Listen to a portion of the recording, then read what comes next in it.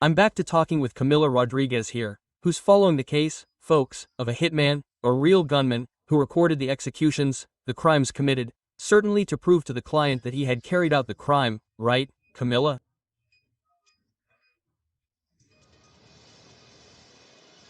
Exactly. Lors, the victim we're talking about, is Ian Rodriguez, who is 28 years old. We have some images, some videos, that have come to us. They're videos that we can't show without blurring, right? We can't pause them, because they're videos that shock us quite a bit because of the coldness, the violence, that's shown in these images. It's the criminal executing Ian Rodriguez and then transporting the body to where it was abandoned. Ian Rodriguez worked as a solar panel installer in Minas Gerais and he was selling his cell phone online. He sold the cell phone for $3,000 and told his family he was going to a neighboring city, about 60 kilometers away in Minas Gerais, to deliver the phone to this supposed client. As soon as he arrived, he actually fell into an ambush. And this ambush was planned by another drug dealer to whom Ian owed money. There he met the hitman, Gabriel, 24 years old, very young. Gabriel, then, on the orders of this mastermind, this other drug dealer, was paid to execute this victim.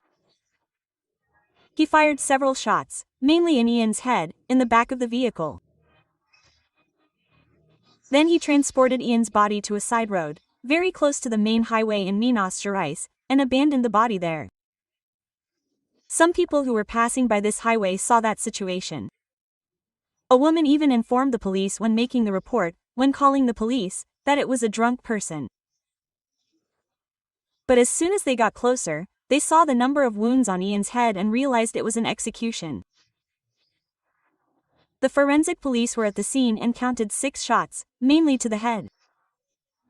All of this was recorded, all of this was filmed. Gabriel, who is the executor, even confessed to the crime.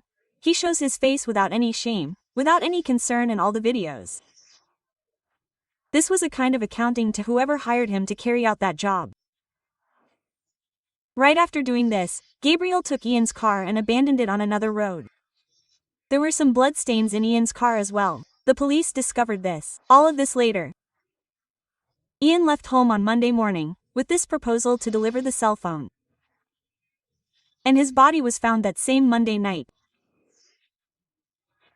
Yesterday, Tuesday, the teams, faced with all this information, including the fact that Ian's body had no identification, but the police in Minas Gerais began to cross-reference it with information on missing persons, discovered an earlier record of Ian, compared some data, especially fingerprints, and discovered that it was Ian.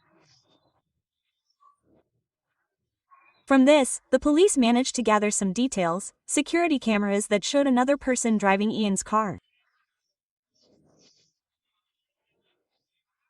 Based on this information, the police, the CPE from Goianápolis, Goianésia, where this boy was, and the Rodam from Goiânia, deployed teams to go to that city and found Gabriel, 24 years old, in a ride-sharing car in Goianésia. He was arrested there, and he did not resist arrest and immediately confessed to the crime. He said he had been hired by a drug dealer from Minas Gerais because Ian owed him money for a long time and a lot of money related to drugs. It's not known yet.